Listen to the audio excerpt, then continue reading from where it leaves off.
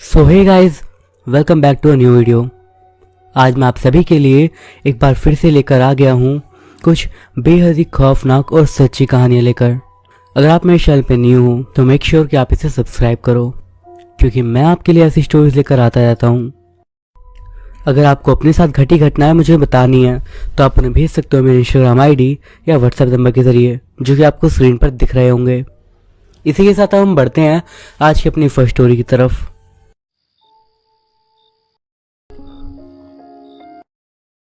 मेरा नाम शिवम है और ये घटना साल 2009 की है।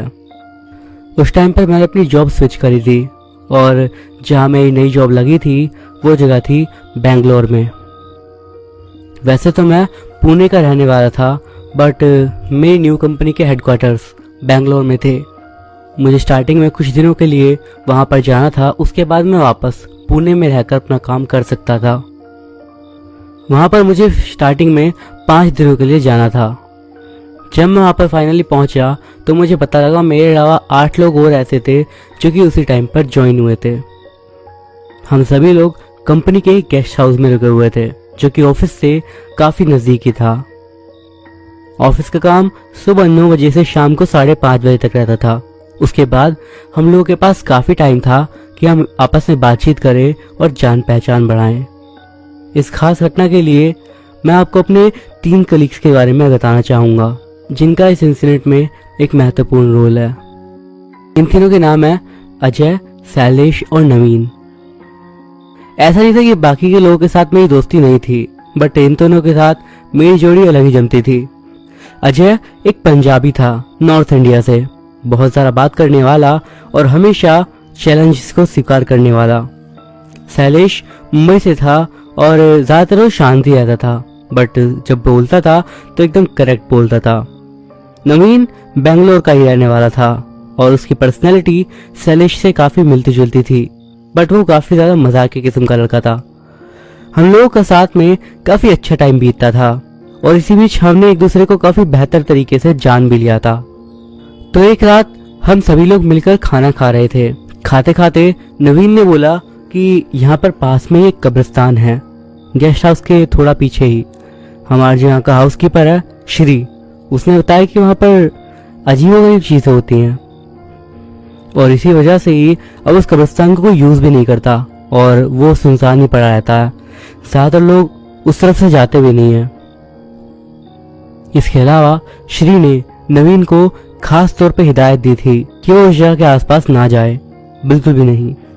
बट जो हमारा अजय था उसे इन चीज़ों पर बिल्कुल भी यकीन नहीं था और भूत प्रेत का नाम सुनते के साथ ही वो हंसी मजाक की बात करने लगता था। खैर, उसकी बात में इंटरेस्ट तो हम सबको ही आया था, बट नवीन को खुद भी उस जगह के बारे में ज़्यादा कुछ नहीं पता था। हमने श्री से पूछने की कोशिश भी करी, बट उसने ज़्यादा कुछ हमें नहीं बताया। कुछ ही दिनों में बेंगलोर में हमारा आखिरी दिन था और जब हमारा जॉब का आखिरी डे खत्म हुआ वहाँ पर, तो हमारे सीनियर्स ने हमारे लिए एक फाइनल डिनर एक होटल में मंगवाया। हम लोग वहाँ पर आराम से गए और बढ़िया से खा पी के हमने मज़े करे। इसके अलावा अजय ने सबसे ज़्यादा ड्रिंक भी करी। इसके बाद जब हम वापस वहाँ से गेस्ट हाउस की तरफ आने लगे तो आते आते हमने खूब इधर उधर की बातें करी। एक बार जब हम गेस्ट हाउस पहुँच गए तो हम लोगों ने अपनी पैकिंग स्टार्ट कर दी, क्योंकि हमें अगले दिन सुबह जल्दी निकलना था। जब हमने अपने अपने बैग्स पैक कर लिए, उसके बाद हम लोग याद करने लगे एक साथ बैठकर कि हमने एक साथ कितना अच्छा टाइम बिताया। और बातों ही बातों में नवीन ने पुराने कब्रिस्तान की बात फिर से छेड़ दी और अजय, जो कि अच्छी खासी पी चुका था, वो इस बात से काफ़ी ज़्यादा इरिटेट सा हो गया। उसकी इरिटेशन को देखते हुए नवीन ने उसे चैलेंज कर दिया कि अगर तेरे अंदर इतनी हिम्मत है और तू इन सब बातों को बिल्कुल नहीं मानता तो जा वहाँ पर और 1 घंटा बिता के अकेले।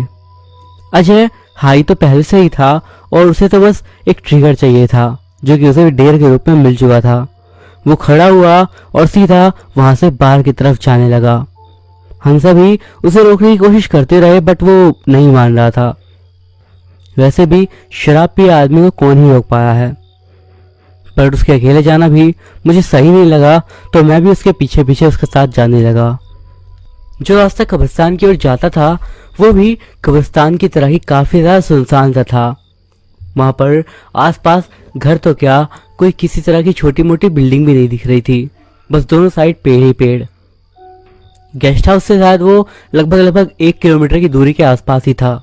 और जब हम वहां पर पहुंचने वाले थे तब लगभग रात के 12:30 बज चुके थे। ये एक पुराना कब्रिस्तान था जिसको लोगों ने यूज करना काफी समय पहले ही बंद कर दिया था। बात करूं मौसम की तो मौसम काफी ज्यादा ठंडा था। यदि आप कभी बेंगलोर आए होंगे तो आपको पता होगा कि दिन का टेम्परेचर तो नॉर्मल रहता है, बट सर्दियों के समय रात में ठंडक अच्छी खासी हो जाती है। हम जैसे ही कब्रिस्तान के गेट के पास पहुंचे तो हमें वहां पर एक गार्ड दिखा। उनका नाम अबू चाचा था। उन्होंने हमें खुद ही बताया था। उन्होंने शक करते हुए हमसे पूछा कि हम इस समय वहां पर कब्रिस्तान में क्या करने के लिए आए हैं। अजय ने फौरन ही बहाना बनाना स्टार्ट कर दिया और उसने कहा कि उसके एक रिश्तेदार की कब्र यहाँ पर है और वो यहाँ पर बस एक रात के लिए ही है और कल सुबह वो यहाँ से निकल जाएगा। इसीलिए उसका मन था कि एक बार जाने से पहले वो अपने रिश्तेदार की कब्र देख ले। और ये रिश्तेदार उसने और किसी को नहीं, अपने भाई को ही बना दिया। अबू चाचा को भी उसकी बात पर दया आ गई और उन्होंने कहा कि ठीक है जाओ, चले जाओ, बट बहुत जल्दी आना। इसके बाद हम धीरे धीरे कब्रिस्तान के अंदर जाने लगे और देखने में तो हमें कोई नॉर्मल कब्रिस्तान नहीं लग रहा था, बट बात ये थी कि बस वो थोड़ा सा ज्यादा गंदा लग रहा था क्योंकि काफी समय से वहां पर लोग नहीं आ रहे थे। वहां पर बेहद शांति थी और थोड़ा अंदर चलने के बाद हमें बीचों बीच सामने एक बेंच दिखाई दी। इसके बाद हम दोनों ही उसकी तरफ बढ़ने लगे और अजय ने कहा कि वो थोड़ी देर वहां पर बैठेगा, इसीलिए हम दोनों वहां पर बैठ गए। मुझे तो जगह पर काफी ज्यादा अनकंफर्टेबल लग रहा था, बट मैं बस वहां पर अजय की वजह से गया हुआ था। हम वहां पर जैसे ही बैठे अजय ने अपनी जेब में हाथ डाला और उसने जेब से एक सिगरेट निकाल दी। मैंने बहुत कोशिश करी उसे मना करने की क्योंकि मैं जानता था कि ये सब सही नहीं है, बट स्टिल मैं उसे नहीं रोक पाया और अब वो वहां बैठा बैठा आराम से सिगरेट की गश लेने लगा। इसके बाद उसने कहा कि वो थोड़ा और अंदर जाना चाहता है, जिसके बाद हम लोग घर वापस जा सकते हैं। मन तो मेरा कर रहा था कि उसे बस थप्पड़ ही थप्पड़ बजा दूं, बट मैंने अपने आप पर कंट्रोल करा और हम और अंदर जाने लगे। अब हम थोड़ा ही अंदर आए होंगे कि उसने मुझसे कहा, भाई यार टॉयलेट जाना है। मैंने उसे कहा रुक जा यार, अभी वहां पर जाएंगे गेस्ट हाउस में, तब कर लियो। बट वो नहीं माना और उसने बोला कि उसे काफी जल्दी है। उसने एक जगह पर मुझे रोक कर कहा कि ठीक है तुम यहाँ रुको, मैं वहां पर झाड़ियों के पास जाकर होकर आता हूँ। मेरे सामने ही वो पीछे झाड़ियों के पास चला गया और वो शायद किसी पेड़ वगैरह के पीछे चला गया था, इसीलिए वो मुझे दिख नहीं रहा था। अब जैसे ही वो गया एकदम से ही पता नहीं मेरी बॉडी में क्या होने लगा। मुझे काफी ज्यादा कमजोरी सी होने लगी और ऐसा लगने लगा कि मैं बहुत थका हुआ हूँ और मुझे सांस लेने में भी काफी दिक्कत हो रही थी, मानो कोई मेरा गला दबा रहा हो और मेरा दम घोट रहा हो। मैं वहीं पर अपने घुटनों के बल बैठ गया और मुझे लग रहा था कि शायद मुझे पता नहीं क्या हो जाएगा और मैं मर जाऊंगा। और जैसे ही मेरी नजर फिर गेट की साइड गई तो मैंने एक परछाई को देखा। वो परछाई जमीन से थोड़ा ऊपर हवा में उड़ रही थी और धीरे धीरे मेरे करीब आ रही थी। मुझे ऐसा लग रहा था कि मानो वक्त एक पल को रुक गया हो और वो चीज मेरी आंखों के सामने मेरी मौत बनके मेरे करीब आ रही हो। वो मेरी आंखों के सामने आई और एकदम से मानो ऐसा लगा कि उसने मुझे घूरा और उसके तुरंत बाद वो हवा में ही कहीं गायब हो गई। मेरा सिर घूमने लग गया था उस चीज को देखकर जो मैंने अभी अभी देखी थी और अभी तक मेरे शरीर को डर ने जकड़ रखा था। जैसे तैसे करके अब मैंने अपने आप को संभाला और अपने पैरों पर खड़ा हुआ और तब मैंने महसूस करा कि अजय तो अब तक वापस आया ही नहीं है। मैंने वापस उस झाड़ी की तरफ देखा जहां वो गया था, बट वो अब भी नहीं दिख रहा था। मैं भागकर उस तरफ गया जहां वो गया था और जब मैं वहां पर पहुंचा तो मेरे होश उड़ गए। अजय वहां पर बेहोश पड़ा था, नीचे जमीन पर लेटा हुआ। मुझे समझ नहीं आया कि मैं क्या करूं, तो मैं बस उसके पास बैठा और उसे जोर जोर से हिलाकर उठाने की कोशिश करने लगा, बट मेरी तरकीब काम कर गई और धीरे धीरे उसे होश आने लगा। जैसे ही उसे होश आया उसने डरते डरते मुझे बताया कि जब वो वहां पर गया था तब उसे एकदम से ही ऐसा लगा कि कोई उसके पीछे आ रहा हो और तभी उसे एकदम से ऐसा लगा कि किसी ने उसके पीछे उसके कंधे पर हाथ रखा हो और जैसे ही उसके साथ ऐसा हुआ उसको कमजोरी सी होने लगी और उसे सांस लेने में दिक्कत होने लगी।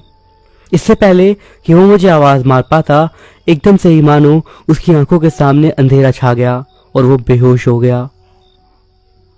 इसके अलावा उसने बताया कि उसके कंधे पर अब भी दर्द था। जब उसकी बात को देखने के लिए मैंने उसके कंधे की तरफ देखा तो मेरी रूह कांप गई, क्योंकि उसके कंधे पर नीले रंग के 5 उंगलियों के निशान थे। उसका वहां का खून सा जम गया था, इस वजह से उंगलियों के निशान वहां पड़ चुके थे। अब मैं वहां पर एक और मिनट बर्बाद नहीं करना चाहता था। मैं फौरन वहां से खड़ा हुआ और उसको लेकर धीरे धीरे सिमेट्री के गेट की तरफ जाने लगा।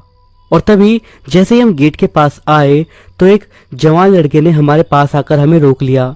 उसकी उम्र लगभग यही कोई 27-28 साल की होगी। हमें रोकते हुए उसने पूछा, अरे भाई, इस टाइम कहाँ से आ रहे हो? अंदर से क्या करने गए थे? हमने तुरंत बताया कि हमने यहाँ के गार्ड अबू चाचा से परमिशन ले ली थी, उसके बाद ही अंदर गए थे। और जब मैंने अबू चाचा का नाम लिया तो उसके चेहरे पर एक अजीब सा ही भाव था। उसने कहा कि इस जगह पर गार्ड पिछले 5 सालों से मैं ही हूँ और मैं अभी अभी वॉशरूम के लिए गया था पास ही के टॉयलेट में। और आखिर ये अबू चाचा है कौन जो कि सबको दिखाई देता रहता है? तुम लोगों से पहले भी कई लोगों ने मुझे बताया उसके बारे में, कभी मेरे सामने भी तो आए। जब अजय ने ये सारी बातें सुनी तो उसे अब डर का एक और सदमा लगा और अब की बार वो वहीं पर खड़ा खड़ा दोबारा बेहोश हो गया। इसके बाद गार्ड की मदद से मैं उसे गार्ड के ही रूम में लेकर गया और वहां पर जाने के बाद मैंने अपने बाकी के कलीग्स को कॉल करा और उन्हें गाड़ी लेकर वहां पर बुलवाया। वापस गेस्ट हाउस पहुंचते पहुंचते हम लोगों को लगभग 3:30 बज गए थे। हमने ये बात अपने केयर टेकर श्री को भी बताई और जैसे ही उसने ये सब सुना तो हमें भद्दी गद्दी गालियां देने लगा और कहने लगा कि तुम लोग एक नंबर के बेवकूफ हो जो इन सब चीजों को ऐसे समझते हो। ये सब मजाक नहीं होता।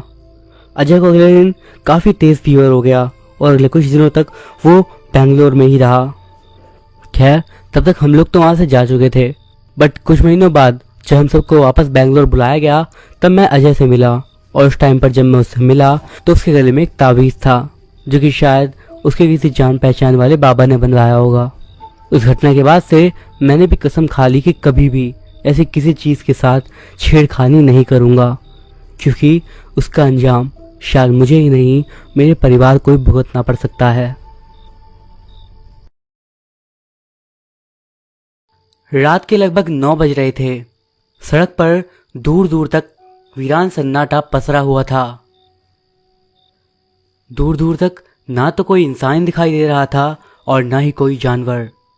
एक अजीब सी मनहूसियत छाई हुई थी सड़क पर। शाम को 7 बजे के बाद कोई इंसान भूल कर भी इस सड़क पर नहीं गुजरता था। और ऐसा क्यों? ये बात शायद इस इलाके के लोग अच्छे से जानते थे, पर ये लड़की शायद इस खौफनाक सड़क का इतिहास नहीं जानती थी। 20-25 साल की ये लड़की अकेले ही इस खौफनाक सड़क पर कहीं चले जा रही थी। शायद एक राहगीर थी जो कि अपना रास्ता भटक चुकी थी। जल्द से जल्द वो किसी सुरक्षित स्थान की तलाश में थी जहां रुककर आज की रात वो गुजार पाए और अगली सुबह होते ही अपने घर जा सके। लेकिन लगातार आधे घंटे तक चलने के बावजूद उसे ऐसा कोई स्थान नहीं मिला जहां वो रुककर अपनी रात गुजार सके। वीरान सड़क पर उसे ना तो कोई इंसान दिखाई दे रहा था और ना तो कोई जानवर, जिस वजह से उसे अब अंदर ही अंदर काफी डर भी लग रहा था। वो डरी सहमी बस यूं ही चले जा रही थी। तभी उसकी नजर 500 मीटर दूरी पर एक गांव पर पड़ी और वहां पर एक साथ कई सारी लाइटें जल रही थी जिन्हें वो इतनी दूर से भी देख सकती थी। जैसे ही उसकी नजर उस गांव पर पड़ी उसके चेहरे पर खुशी के भाव उभर आए। उसने जल्दी से अपने कदमों की गति बढ़ा दी और अब वो लगभग भागते हुए उस गांव की ओर बढ़ने लगी। भागते भागते अचानक उसका पैर किसी पत्थर से टकरा गया और वो मुंह के बल जमीन पर गिर गई। उसके हाथ पैरों में थोड़ी बहुत खरोंची पहुंची, लेकिन अगले ही पल उसने अपने हाथ पैरों की धूल को साफ किया और अपनी जगह से उठकर खड़ी हो गई। अभी वो उठकर खड़ी हुई ही थी कि तभी अचानक किसी ने उसके कंधे पर हाथ रख दिया और उस अनजान हाथ की छुअन से उसका पूरा शरीर डर के मारे कांप उठा। वो जोर से चीखी और बिना पीछे मुड़े वहां से आगे की ओर भागने लगी। अब तक उसे उस सड़क पर एक भी इंसान नजर नहीं आ रहा था, तो ये अचानक से हाथ कहां से आ गया? ये सोचते हुए वो तेजी से उस रोशनी नुमा गांव की ओर भागने लगी। तभी उसे पीछे से किसी बुजुर्ग की आवाज सुनाई दी। बेटी, भागो मत, मैं कोई भूत नहीं हूं, उससे घबराने की कोई जरूरत नहीं है तुम्हें, मैं कुछ नहीं करूंगी तुम्हें। जैसे ही उस लड़की ने यह आवाज सुनी, वो एक पल के लिए अपनी जगह पर रुक गई और घबराते हुए धीरे से मुड़ी। जैसे ही उसने उस आवाज की दिशा में मुड़कर देखा तो वहां उसे एक 60-65 साल की बुढ़िया दिखाई दी, जिसने अपने सर पर पल्लू ओढ़े हुए था और हाथ में एक लाठी पकड़े हुए थी। लड़की को रुकता देख वो बुढ़िया लाठी के सहारे एक एक कदम आगे बढ़ाकर उसके नजदीक आने लगी। कुछ ही क्षणों में वो बुढ़िया उस लड़की के नजदीक पहुंच गई और कहने लगी, घबराओ मत बेटा, तुम्हें मुझसे डर के भागने की कोई जरूरत नहीं है। मेरा नाम है मालती। वो जो गुंटूर गांव दिख रहा है ना, मैं बस उसी गांव की रहने वाली हूँ। ये बराबर वाला मेरा खेत है। शाम को खेत में काम करते वक्त मैं अपने सोने के कंगन यहाँ पर रखकर भूल गई थी। घर जाने के बाद मुझे याद आया कि अपने गहने मैं खेत में भूल आई, बस उन्हें लेने यहाँ पर आ गई। वैसे तुम कौन हो बेटी, और इस सुनसान सड़क पर अकेली कहाँ चले जा रही हो? वो लड़की अटकते हुए बोली, मैं राहगीर हूँ, मैं अपना रास्ता भटक गई हूँ और रास्ता भटकते हुए इसी दिशा में चली आई। सुबह तक रुकने के लिए किसी जगह को ढूंढ रही हूँ ताकि आज की रात गुजार कर कल अपने घर की ओर जा सकूं। पर पिछले आधे घंटे से सड़क पर चल रही हूँ, लेकिन अब तक ना तो मुझे कोई जगह मिली और ना ही कोई इंसान दिखाई दिया। इस वजह से जब आपने अचानक से मेरे कंधे पर हाथ रखा तो मैं डर गई। मुझे ऐसा लगा कि जैसे किसी अनजान शक्ति ने मेरे सर पर हाथ रखा हो। इस पर वो बुढ़िया हल्का सा मुस्कुराते हुए उस लड़की से बोली, अरे नहीं नहीं, डरो मत बेटी, मैं कोई भूत नहीं हूँ, एक साधारण सी इंसान हूँ। तुम एक काम करो, मेरे साथ मेरे घर चलो। आज की रात तुम मेरे घर पर रुक जाना और कल सुबह मेरा बेटा तुम्हें तुम्हारे घर तक छोड़ आएगा, ठीक है? अब चलो मेरे साथ। वो लड़की कुछ देर तक सोचती है और फिर उस बुढ़िया की बात मान लेती है और फिर वो दोनों उस सड़क पर चलते हुए गुंटूर गांव की तरफ बढ़ने लगते हैं। चलते हुए वो लड़की उस बुढ़िया से सवाल करती है, माँ जी, एक बात तो बताइए, ये सड़क इतनी सुनसान क्यों है? वो लड़की अभी आगे कुछ पूछने ही वाली थी कि तभी उस बुढ़िया ने उसकी बात को बीच में ही काटते हुए कहा, श्श, इस सड़क के बारे में कुछ उल्टा मत बोलो बेटा। इस सड़क के बारे में तुम कुछ ना ही जानो तो तुम्हारे लिए बेहतर है, और जल्दी जल्दी अपने कदमों की गति बढ़ाओ। यहाँ ज़्यादा देर तक रुकना यानी अपनी मौत को बुलावा देना है। बुढ़िया की बात लड़की के समझ में नहीं आती और वो असमंजस में पड़ जाती है और दोबारा बुढ़िया से सवाल करती है, अपनी मौत को बुलावा देना? मैं कुछ समझी नहीं माँ जी, भला ऐसा क्या है सड़क पर? नहीं बेटा, उसके बारे में ना ही बात करो तो अच्छा है। वो बुढ़िया थोड़ा घबराते हुए सी बोली, बताइए ना माँ जी, आखिर क्या है सड़क पर जिसे आप इतना घबरा रही हो? आखिर ये सड़क इतनी वीरान और डरावनी क्यों लग रही है? बुढ़िया के लाख समझाने पर भी जब वो लड़की नहीं मानती, तब वो बुढ़िया हार कर उस लड़की को उस बदनाम सड़क का इतिहास बताने लगती है। आज से 20 साल पहले की बात है बेटा।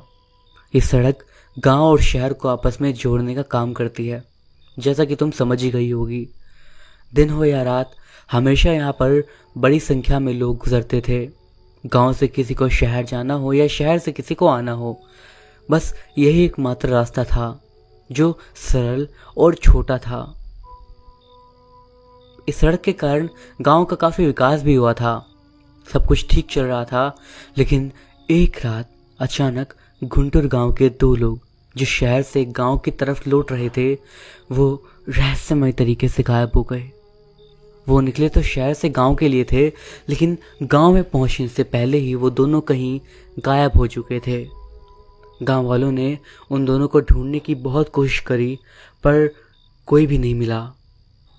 अब इस घटना को 2 दिन ही बीते थे कि 2 दिन के बाद रात के समय फिर से एक राहगीर रहस्यमय तरीके से सड़क से गायब हो गया और उसके बाद हर 2-3 दिन में कोई न कोई व्यक्ति सड़क से गायब होने लगा।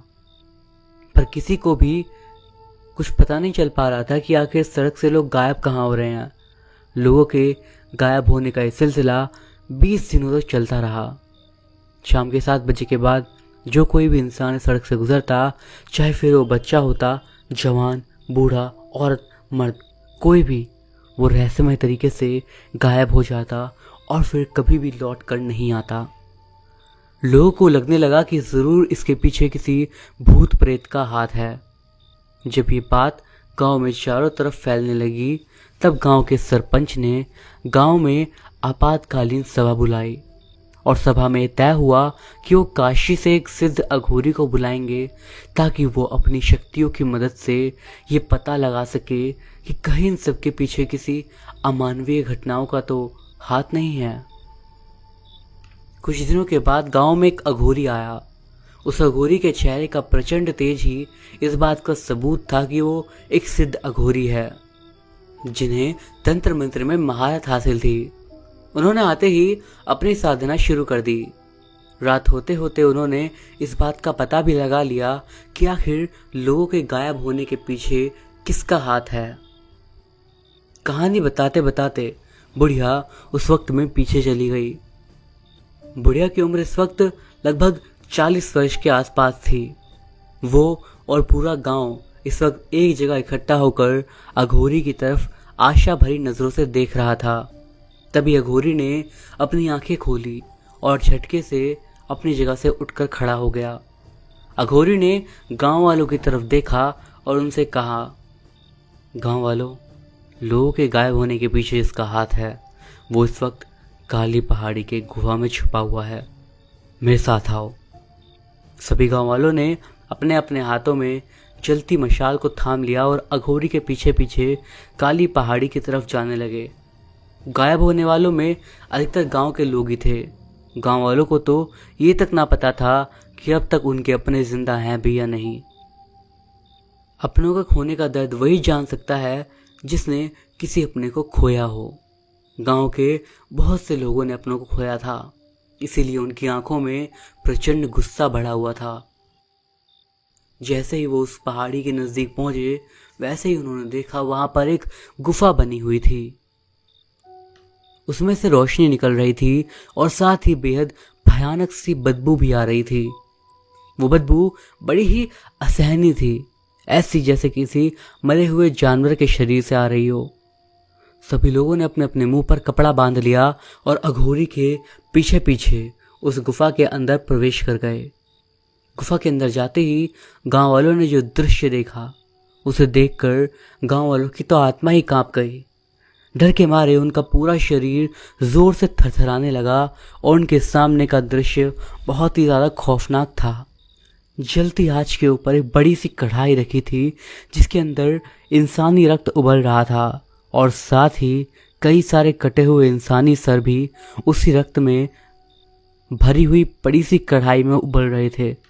कई कटे हुए सरों का मांस तो आधे से ज़्यादा गल चुका था और कईयों की तो हड्डियां भी साफ साफ दिखाई दे रही थी।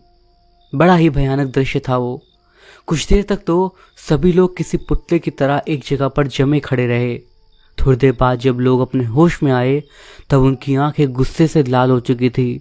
अपने परिवार के सदस्यों और दोस्तों को इतनी भयानक हालत में देखकर उनका गुस्सा फूट पड़ा और उन सभी की आंखें गुस्से से लाल हो गई।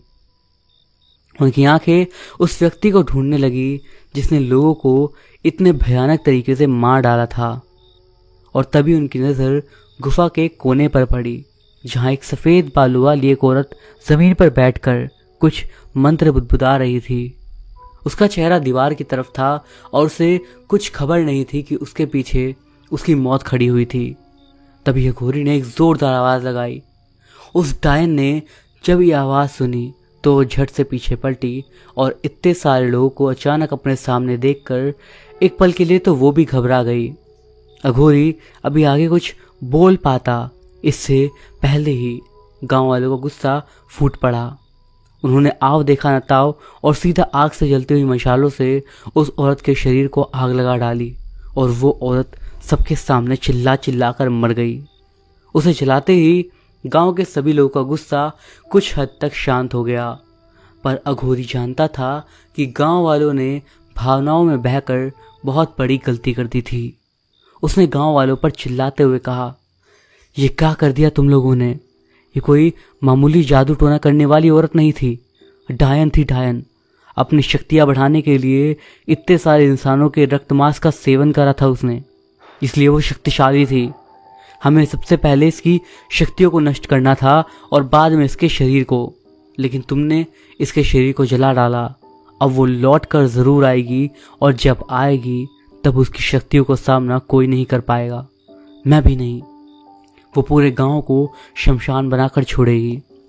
गांव वालों को जब बात की गहराई समझ में आई तब उन्होंने अघोरी के पैर पकड़कर उससे माफ़ी मांगी और गांव को इस संकट से उभारने की विनती करी। अघोरी को गांव वालों पर दया आ गई और उसने उन्हें क्षमा कर दिया और उसके बाद अघोरी ने अपनी शक्तियों की मदद से उस डायन की आत्मा को अपने कब्जे में ले लिया और उस गुफा से बाहर आ गया। गुफा से थोड़ी ही दूरी पर एक बड़ा सा बरगद का पेड़ लगा हुआ था। अघोरी उस पेड़ के नज़दीक पहुंचा और कुछ मंत्र बुदबुदाने लगा। अगले ही पल उसकी कमंडल में से एक तेज रोशनी निकली और देखते ही देखते वो रोशनी उस बरगद के पेड़ के अंदर समा गई। उसके बाद अघोरी गांव वालों की तरफ मुड़ा और उन्हें ताकीद देते हुए उनसे कहने लगा, मेरे पास इतनी शक्तियां नहीं हैं कि मैं इस डायन की आत्मा को 12 सालों तक अपनी कैद में रख सकूं, लेकिन बरगद के पेड़ के अंदर दैवी शक्ति मौजूद होती है, इसलिए मैंने उस डायन की आत्मा को इस पेड़ के अंदर कैद कर दिया है। तुम लोगों को इस बात का ख्याल रखना होगा कि अगले 12 सालों तक इस पेड़ के नज़दीक कोई ना आए। 12 साल के गुजरते ही ये पेड़ उस डायन की समस्त काली शक्तियों को अपने अंदर अवशोषित कर लेगा और फिर उसके बाद उस डायन की आत्मा सदा सदा के लिए इस धरती को छोड़कर परलोक की यात्रा के लिए निकल जाएगी। इतना कहकर वो अघोरी वहां से निकल गया। गांव वालों ने उस पेड़ की सुरक्षा के लिए उसके चारों तरफ लोहे की तारों से एक सुरक्षा घेरा बना दिया ताकि कोई भी उस पेड़ के नजदीक न जा पाए। लेकिन वो डायन बहुत ताकतवर थी। कैद में रहने के बावजूद वो अपनी शक्तियों की मदद से इस सड़क से गुजरने वाले लोगों को आवाज़ लगाती और उनके दिमाग को अपने वश में करके उन्हें अपने पास बुला लेती ताकि वो उस पेड़ की कैद से उसे आज़ाद करवा सके। लेकिन गांव वालों ने लोहे की तार से जो पेड़ के चारों तरफ घेरा बना के रखा था उसकी वजह से कोई भी उस पेड़ के पास तक पहुंच ही नहीं पाता था, और अगर कोई उस डायन की आवाज़ से वशीभूत होकर उस पेड़ के पास जाने की कोशिश करता तो वो उन लोहे की तारों में ही अटक कर तड़प तड़प कर बेहोश हो जाता। 2 महीनों तक ये सिलसिला चलता रहा। जो भी राहगीर रात के वक्त वहां से गुजरता वो उसे अपने पास बुला लेती, लेकिन पेड़ के नज़दीक पहुंचने से पहले ही वो इंसान तारों की चपेट में आ जाता। इन घटनाओं को रोकने के लिए लोगों ने फिर शाम के 7 बजे के बाद इस सड़क से गुजरना बंद कर दिया। अब 10 साल गुजर गए उस घटना को, लेकिन फिर भी कभी कभी रात के वक्त वहां से डरावनी आवाज़ें सुनाई आती हैं। ऐसी आवाज़ें जैसे कोई दर्द के मारे जोर जोर से चीख रहा हो। इतना कहकर वो बुढ़िया अपनी बात को ख़त्म करती है, तो बेटा अब तुम्हें पता चल गया ना कि क्यों ये सड़क इतनी सुनसान है। इतना कहकर जैसे ही वो बुढ़िया उस लड़की को देखने के लिए उसकी तरफ मुड़ती है वो अचानक से उस लड़की के शरीर को डायन के रूप में बदलता देखती है। उसके पैरों तले ज़मीन खिसक जाती है, उसका पूरा शरीर डर के मारे कांपने लगता है और वो ज़ोर ज़ोर से चीखना चाहती थी, लेकिन डर के मारे उसकी आवाज़ उसके गले में अटक चुकी थी। कुछ ही पलों में वो खूबसूरत लड़की एक खौफनाक डायन के रूप में बदल जाती है। उस डायन के भयानक रूप को देखकर उस बुढ़िया की तो जान ही उसके हलक को चीरकर बाहर आने लगती है। उस डायन का रूप दिखने में ही इतना खौफनाक था कि किसी की भी रूह कांप जाए। उस डायन के सफ़ेद लंबे बाल हवा में लहरा रहे थे, उसका चेहरा पूरी तरह जला हुआ था और उसकी आंखें दूध की तरह सफ़ेद पड़ चुकी थी। जैसे ही उसकी आंखों में मानो मकड़ियों ने अपने जाले बना लिए हों। उसके हाथ पैरों के नाखून बेहद नुकीले और लंबे थे। उस बुढ़िया को डर के मारे कांपता देख डायन अपने दोनों हाथों को फैलाकर जोर जोर से हंसने लगी और उसकी डरावनी हंसी चारों ओर गूंज रही थी। उसकी हंसी तो उसके रूप से भी ज़्यादा डरावनी थी, जिसे सुनकर बुढ़िया के दिल के धड़कन काफ़ी तेज़ हो गई। उसका दिल इतनी तेज़ी से धड़क रहा था मानो किसी वक्त सीना चीरकर बाहर आ जाएगा। अगले ही पल बुढ़िया लड़खड़ाकर ज़मीन पर गिर जाती है और ज़मीन पर गिरने के बाद वो किसी तरह हिम्मत जुटाकर अपनी लड़खड़ाती जुबान से उस डायन से पूछती है, तो तुम वही डायन हो, पर तुम्हें तो पेड़ के अंदर कैद कर दिया गया था, तो फिर तुम आज़ाद कैसे हो गई? इसके जवाब में वो डायन अपनी हंसी को रोकते हुए उस बुढ़िया के नज़दीक आकर उससे बोलती है, जिस पेड़ को 10 सालों से तुम गांव वालों ने सुरक्षित करने की कोशिश करी थी, उसे कुछ इंसानों की लालच ने काट दिया और मैं आज़ाद हो गई। मुझे जलाया था ना तुम सब ने, अब मैं तुम्हारे गांव के एक एक इंसान को जलाकर राख कर दूंगी, किसी को नहीं छोड़ूंगी और तुम्हारे गांव के सारे लोगों को मार डालूंगी और उसकी शुरुआत तुम्हारी मौत से होगी। इतना कहकर अगले ही क्षण वो डायन उस बुढ़िया के सर पर अपना हाथ रख देती है और तुरंत ही बुढ़िया का शरीर जलकर राख हो जाता है। रात के लगभग 2 बज रहे थे। पीयूष अपने दौर की सबसे डरावनी फिल्म राज को देखकर सिनेमा हॉल से बाहर की ओर निकल रहा था। ये फिल्म उस दौर की सबसे खौफनाक फिल्मों में से एक थी। जो भी इस फिल्म को देखता था अंदर तक डर जाता था। इस फिल्म में ऐसे ऐसे डरावने सीन भी थे जिन्हें देखते हुए लोग बीच बीच में डर के मारे अपनी आंखों पर हाथ रख लेते थे। उन्हीं लोगों में से एक था पीयूष, जो अपने 2 दोस्तों के साथ लगाई हुई शर्त के कारण इस फिल्म को आज देखने आया था। बहादुरी दिखाने के चक्कर में उसने अपने दोस्तों से शर्त लगाई थी कि वो बिना एक पल डरे इस फिल्म को पूरा देख सकता है। लेकिन उसके दोस्त पीयूष की बहादुरी को अच्छे से जानते थे। उन्होंने भी जानबूझकर उसे डराने के लिए उसके सामने ये शर्त रखी थी कि वो इस मूवी को अकेला देखेगा और वो भी रात के शो में। फिल्म अब खत्म हो चुकी थी। रात के शो में केवल कुछ लोग ही आए थे इस फिल्म को देखने के लिए। फिल्म खत्म होते ही सारे लोग सिनेमा घर से बाहर निकल आए और पीयूष भी बाहर निकल आया। पीयूष के चेहरे पर डर के भाव साफ साफ दिखाई दे रहे थे।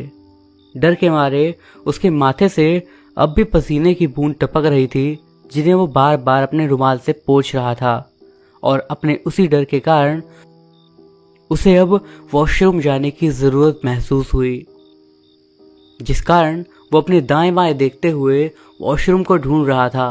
तभी उसकी नज़र दूर सिनेमा घर के अंतिम छोर पर टॉयलेट नाम के एक बोर्ड पर पड़ी।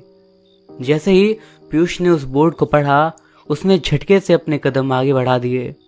अभी वो कुछ ही कदम आगे बढ़ा था कि अचानक उसके बढ़ते कदम एक जगह पर आकर रुक गए। पीयूष इस वक्त जहाँ पर खड़ा था वहाँ पर बहुत उजाला था और जहाँ पर वो टॉयलेट था वहाँ पर थोड़ा बहुत उजाला था, लेकिन इसके पीछे काफ़ी घना अंधेरा छाया हुआ था। रात होने के कारण रास्ते के दोनों तरफ की दुकानें अब बंद हो चुकी थी, जिस वजह से बीच वाले रास्ते पर गुप्त अंधेरा छाया हुआ था। अंधेरे को देखकर उसके पैर आगे बढ़ने से झिझक रहे थे, लेकिन वो अब और ज़्यादा समय रुक नहीं सकता था। इसीलिए उसने अपने मोबाइल की टॉर्च ऑन करी और हिम्मत करते हुए आगे बढ़ने लगा। पीयूष अंधेरे में आगे बढ़ते हुए बार बार अपनी टॉर्च आगे पीछे करके देख रहा था। सन्नाटे से भरे उस माहौल में उसके खुद के कदमों की आहट भी रह रहकर उसे डरा रही थी।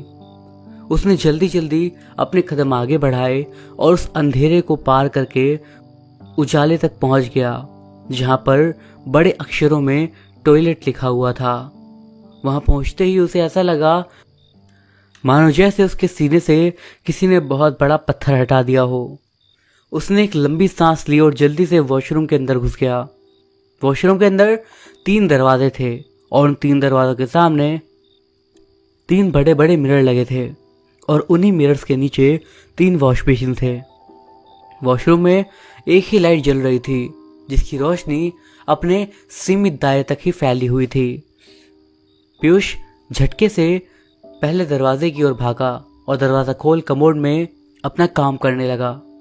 जब उसका काम हो गया तो उस दरवाजे से बाहर निकला और अपने हाथ धोने के लिए राइट साइड से पहले वॉश बेसिन की तरफ जाने लगा और वहां जाकर उसका नल खोल दिया।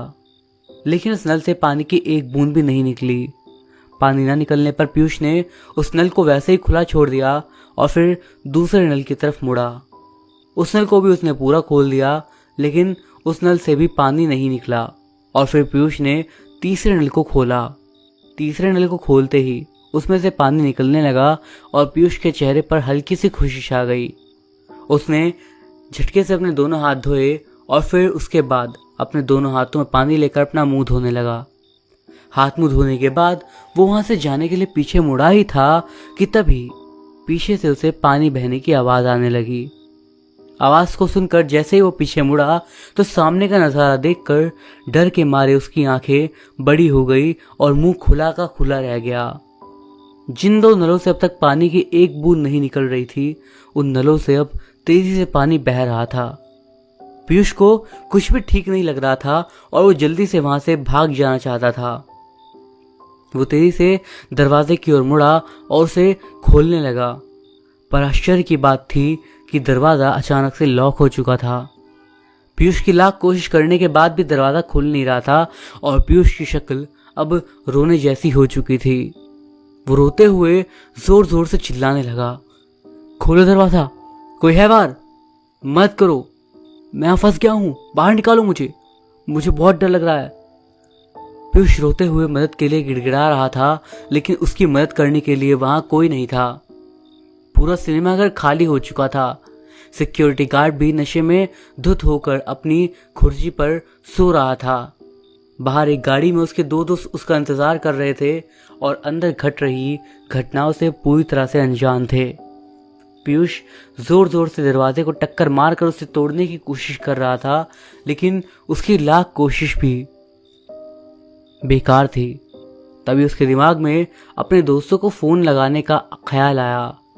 उसने तुरंत अपने दोस्तों का नंबर डायल करा और उन्हें फ़ोन मिलाने की कोशिश करी, पर नेटवर्क ना होने के कारण उसका फ़ोन नहीं लग पा रहा था। वो दोबारा से अपनी हालत पर हताश होकर रोने लगा। तभी ठीक उसी वक्त अचानक से वॉशरूम की लाइट तेजी से बंद चालू होने लगी। लाइट को ऐसा देखकर पीयूष, जो पहले से डरा हुआ था, उसकी हालत अब और ख़राब हो गई। डर के मारे उसका पूरा शरीर कांपने लगा और उसे ऐसा महसूस हो रहा था मानो जैसे उसकी आत्मा उसके शरीर को छोड़ रही हो। उसकी जान उसके गले तक आ चुकी थी और फिर तभी उसी वक्त अचानक से उसके कानों के पास एक गीत सुनाई दिया और ये वही गीत था जिसे पीयूष ने थोड़ी देर पहले राज फिल्म में सुना था। कोई बेहद ही डरावनी आवाज में धीरे से इस गीत को गा रहा था। जैसे ही ये गीत समाप्त हुआ, ठीक उसी समय शीशे पर एक काली आकृति उभर आई और उस काली आकृति को देखकर पीयूष जोर से चीख पड़ा और उसी जोर की चीख के साथ उसके प्राण उसके शरीर से बाहर निकल गए और उसका बेजान शरीर धड़ाम से जमीन पर गिर गया।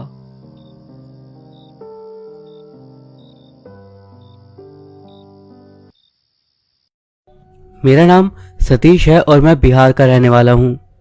ये घटना जो मैं आपको बता रहा हूँ ये आज से कई साल पहले मेरे गांव में घटी थी और मैंने अपने गांव के ही कई लोगों से ये बात सुन रखी है। दरअसल कई साल पहले की बात है, एग्जैक्ट ईयर तो मुझे भी नहीं पता। तब एक घर था जिसमें आग लग गई थी। वो घर एक बूढ़ी औरत का था जिसके पास काफी ज्यादा संपत्ति थी, यानी कि वो अच्छी खासी अमीर थी। घर में जब आग लगी तो घर का सारा बेशकीमती सामान उस आग में जलने लगा। गांव वालों ने जैसे ही ये चीज देखी, उन्होंने अपने अपने स्तर पर उस आग को बुझाने की पूरी कोशिश करी, बट तब तक काफी देर हो चुकी थी। उस घर में जो औरत रहती थी वो अकेले रहती थी और उसकी एक आदत और थी, वो हमेशा अपने आप में ही बड़बड़ाती रहती थी। इसीलिए ज्यादा लोग उससे वैसे बातें नहीं करते थे। जब आखिरकार लोगों ने वो आग बुझा ली तो जब वो अंदर गए तो उन्हें उस बूढ़ी औरत की लाश मिली जो कि पूरी तरीके से जल चुकी थी। पूरे घर में उसके जलने की स्मेल आ रही थी। लगभग घर की हर एक चीज जल गई थी। बट तब लोगों ने एक ऐसी चीज देखी जिसे देखकर वो सभी लोग हैरान हो गए। जब उन्होंने उस घर के कोने को देखा तो उन्होंने पाया कि वहां पर एक मूर्ति रखी हुई थी। और हैरानी की बात यह थी कि उस मूर्ति के आसपास का एरिया बिल्कुल भी आग से प्रभावित नहीं था।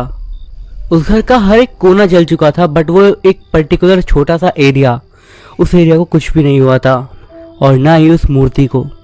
घर में एक लाश मौजूद थी और उसके बाद उस मूर्ति का मिलना।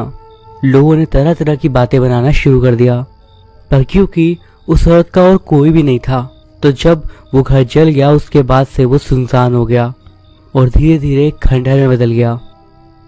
गांव वालों ने ही उस विधवा औरत का अंतिम संस्कार करा और धीरे धीरे इस घटना के बाद समय बीतने लगा। तब जब कुछ साल इस बात को बीत गए, तब एक शराबी आदमी जो कि उसी गांव का था, वो रात के वक्त शराब के नशे में अपने घर लौट रहा था। उस टाइम पर वो बिल्कुल आधे होश में था और आधे अपने सपनों में। तब चलते चलते ही उसे किसी औरत की आवाज आई, या फिर शायद उसे ऐसा लगा कि कोई औरत उसे बुला रही है। तब उसने अपने आसपास जब ध्यान से देखा तो उसे ये महसूस हुआ कि ये आवाज उसे और कहीं से नहीं बल्कि उसी विधवा औरत के सुनसान पड़े घर के अंदर से आ रही है, जो कि सालों पहले जल चुका था। उसे लगा कि उस घर के अंदर शायद कोई है, और क्योंकि वो नशे में भी था तो उसे अंदर जाने में बिल्कुल भी झिझक नहीं हुई और वो फौरन चला गया। और जैसे ही वो अंदर गया तब उसे एक आवाज आई, एक आवाज जो कि बोल रही थी कि मुझे यहाँ से बाहर निकालो और उसके बदले वो उसके साथ अच्छा करेगी। वो आदमी काफी हैरान था, वो अपने हर तरफ देख रहा था बट उसे कोई नहीं दिख रहा था। और तब उसकी नजर सामने गई, उसके सामने वही छोटी सी मूर्ति थी जो कि उस टाइम पर बिल्कुल अनछुई थी, जो बिल्कुल भी नहीं जली थी। तब थोड़े समय में उस आदमी को यह महसूस हो गया कि वो आवाज जो कि उसे औरत की आ रही थी वो और कहीं से नहीं बल्कि उस मूर्ति के अंदर से आ रही थी। वो नशे में था, इस वजह से उसको उस वक्त शायद ये बात बिल्कुल भी अजीब या फिर डरावनी नहीं लगी। उसने उस मूर्ति को उठा लिया और वो उसे उठाकर अपने साथ अपने घर ले गया। जाते जाते रास्ते भर वो मूर्ति उससे बात करती रही। वो आदमी अपने घर गया और आराम से बाहर पड़ी खाट के ऊपर लेट गया और वहीं सो गया। अगली सुबह उसकी बीवी उसे उठाने के लिए आई और उसकी वाइफ उस पर चिल्ला रही थी उस मूर्ति को देखकर, जो कि वो आदमी अपनी गोदी में लिए सोया हुआ था। और तभी उसे रात वाली बातें याद आई और एकदम से सब सोच के वो कांप सा गया। अब वो थोड़ा डर गया था और वो उस मूर्ति को बस बाहर जाके फेंकने ही वाला था कि तब एकदम से उसे वो आवाज फिर से आई, और इस बार वो मूर्ति की आवाज से कह रही थी कि मुझे मत फेंको, मैं तुम्हें अमीर कर दूंगी। इसके तुरंत बाद उस मूर्ति ने उससे कहा कि इसी साल कुछ महीनों बाद एक बहुत बड़ा सूखा पड़ने वाला है, खाना बचाओ और काफी सारा खाना इकट्ठा करो, वो तुम बेच सकते हो। पता नहीं क्यों पर उस आदमी को उसकी बात पर यकीन हुआ शायद, और उसने वैसा ही करा जैसा कि उस मूर्ति ने उससे कहा था। उस आदमी ने न जाने कितनी ही जगहों से उधार लिया और उसके बाद ऐसा खाने का सामान इकट्ठा करना शुरू कर दिया जो कि जल्दी खराब ना होता हो। उसने जल्दी खाने का ढेर अपने पास इकट्ठा कर लिया था। लोगों में बातें होती कि वो पागल हो चुका है, बट वो अपने काम से बिल्कुल नहीं हट रहा था। और कुछ समय के बाद वही हुआ जो कि उस मूर्ति ने कहा था। उस गांव में बहुत बड़ा सूखा पड़ा, आसपास के गांव तक भी बहुत ज्यादा परेशान हो गए, और उसके बाद सभी लोग खाने पीने की चीजों के लिए सिर्फ उसी पर निर्भर होते। उस आदमी ने उन चीजों को उनके ओरिजिनल दाम से 3 गुना, 4 गुना, 10 गुना तक के दाम पर बेचा और उसने बहुत सारा पैसा बनाया। सबको उनसे उधार लिए पैसे वापस करने के बाद भी उस आदमी के पास इतना पैसा था कि वो कई सालों तक बैठ के खा सकता था। उसने एक बड़ा सा मकान बनवाया और रातों रात वो एकदम अमीर बन चुका था। उस मूर्ति को उसने अपने घर में स्थापित कर दिया और वो उनकी भगवान की तरह पूजा करने लगा। कुछ दिन ऐसे ही बीत गए और तब एक रात उस मूर्ति ने एक बार फिर से उससे कुछ कहा। इस बार उस मूर्ति ने बताया कि आज रात तुम्हारे घर पे हमला होगा, तुम यहाँ से चले जाओ और अपना सारा पैसा, सारी दौलत अपने साथ या तो ले जाओ या कहीं और छुपा दो। उस आदमी ने फौरन वो बात मान ली और अपना सारा पैसा मैक्सिमम अपने साथ ले गया, और जो नहीं ले जा सका वो उसने कहीं छुपा दिया। इसके अलावा वो उस मूर्ति को भी अपने साथ ही ले गया। और हाँ, उस रात उसके घर पे कुछ डाकुओं का हमला हुआ जो कि चोरी करने के मकसद से आए थे। क्योंकि ये बातें किसी से नहीं छुपी थी कि वो रातों रात कितना अमीर हुआ है। रात भर डाकुओं ने उसके घर में पूरी छानबीन करी, बट उन्हें एक कौड़ी नहीं मिली। कुछ दिनों के बाद वो आदमी अपनी वाइफ और अपने सामान के साथ वापस वहां पर आया तो उसने देखा कि उसके घर में काफी ज्यादा तोड़फोड़ वगैरह हो रखी थी और सारा सामान इधर उधर था। बट सबसे खुशी की बात उसके लिए यही थी कि उसका कुछ भी नुकसान नहीं हुआ था। वो आदमी फौरन उस मूर्ति को वापस स्थापित करा और उसके सामने उसकी पूजा करने लगा, उससे शुक्रिया करने लगा। और तब उसे उस मूर्ति से एक आखिरी आवाज आई। उस मूर्ति ने उससे बोला कि वो बस उसकी मदद 3 बार कर सकती थी और 2 बार उसने उसकी मदद कर दी है, और अब उसने पूछा कि उसकी कोई आखिरी इच्छा है तो उसे बताए।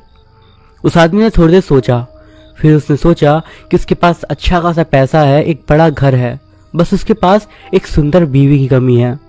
हालांकि उसके पास उसकी बीवी थी, बट उसे लगता था कि वो सुंदर नहीं है, तो उसने उस मूर्ति से एक सुंदर बीवी मांगी। उस रात वो अपनी बीवी के साथ सो रहा था। वो बार बार उसका चेहरा देखता और उसका चेहरा पहले ऐसा ही रहता, कुछ नहीं बदलता। वो रात भर ये सोचकर नहीं सो पाया कि उसे एक सुंदर बीवी मिलने वाली है और बार बार उसे देखता रहता। जैसे जैसे रात का एक एक पहर बीत रहा था, उसने देखा कि उसकी जो वाइफ थी उसकी त्वचा धीरे धीरे बदल रही थी और उसका चेहरा भी धीरे धीरे उसका चेहरा पूरी तरह से बदल गया और सुबह तक वो एकदम एक सुंदर लड़की बन गई और उसका चेहरा पूरी तरह बदल चुका था। लेकिन एक बात थी, उसका जो गला था वहां पर एक बड़ा सा निशान था, मानो उसका गला कटा हुआ हो। पर उसने उस निशान पर ज्यादा ध्यान नहीं दिया और उसके बाद अपनी खूबसूरत बीवी के साथ वो बहुत खुश रहने लगा और सभी को अपनी बीवी के साथ रहकर उसने जलाना शुरू कर दिया। इस घटना को लगभग 2 साल बीत गए और उसके बाद एक बार वो अपनी बीवी के साथ मार्केट में कुछ सामान खरीदने गया था। तब वहां पर उसे एक बूढ़ा आदमी मिला और वो बूढ़ा आदमी जैसे ही उसकी वाइफ को देखा वो फौरन उसके पास आया और उसके सामने आकर रोने लगा और ये कहने लगा कि वो उसकी बेटी है। अब उस आदमी को बहुत ज्यादा गुस्सा आया क्योंकि जो उसकी वाइफ के मम्मी पापा थे वो कई साल पहले ही मर चुके थे और इस तरीके से उस बूढ़े का उनके सामने आके ये सब बोलना उसे अच्छा नहीं लगा, तो वो काफी ज्यादा गुस्सा हो गया। और जब उन्होंने उससे पूछा तो उसने बताया कि इसकी जो बड़ी बेटी थी उसकी मौत 2 साल पहले हो गई थी और उसकी जो वाइफ थी उसका चेहरा ठीक उसकी बेटी की तरह था। इसी वजह से उसे ऐसा लगा कि वो उसकी बेटी ही है। वो जो आदमी था और उसकी बीवी, उन्हें उसके ऊपर दया आ गई और उन्होंने फाइनली उस बूढ़े आदमी और उसकी बूढ़ी पत्नी को अपने पेरेंट्स के रूप में स्वीकार कर लिया। उसी साल उसकी वाइफ ने एक बच्चे को जन्म दिया जो कि एक लड़का था और उसके बाद उनकी फैमिली बहुत खुश हो गई। इस घटना के बाद कभी भी उस मूर्ति ने उस आदमी से बात नहीं करी, पर उस आदमी ने भी कभी भी उस मूर्ति का कर्जा नहीं भूला और वो डेली उसकी पूजा किया करता और उसे शुक्रिया अदा करता। आज के टाइम में वो आदमी तो जिंदा नहीं रहा, बट मैं कुछ टाइम पहले जब गांव गया था तब मैं उसके बेटे से जरूर मिला। रही बात उस मूर्ति की, तो जब वो आदमी मरा था तो उसकी अंतिम इच्छा थी मरने से पहले कि वो मूर्ति उसके साथ ही जलाकर किसी नदी में प्रवाह कर दी जाए। बट उसके घर में आज भी उस मूर्ति को बहुत माना जाता है और उनकी पूजा करी जाती है। इस घटना में कितनी बातें सच हैं और कितनी सच है ये बात तो मुझे नहीं पता, बट हाँ, जितनी चीजें मैंने अपनी आंखों से देखी वो सब तो शायद सच थी। तो दोस्तों, ये थी हमारी आज की कहानियां। वीडियो आपको कैसा लगा मुझे कमेंट्स के जरिए जरूर बताइएगा। पसंद आया हो वीडियो तो एक लाइक जरूर करिएगा। इस वीडियो पे एम करते हैं 200 लाइक्स के लिए। आई होप आप इतना पूरा कर सकते हो मेरे लिए। मैं अभिषेक मिलता हूं आपसे अगली वीडियो में कुछ और ऐसे ही स्टोरीज के साथ। तब तक के लिए बाय।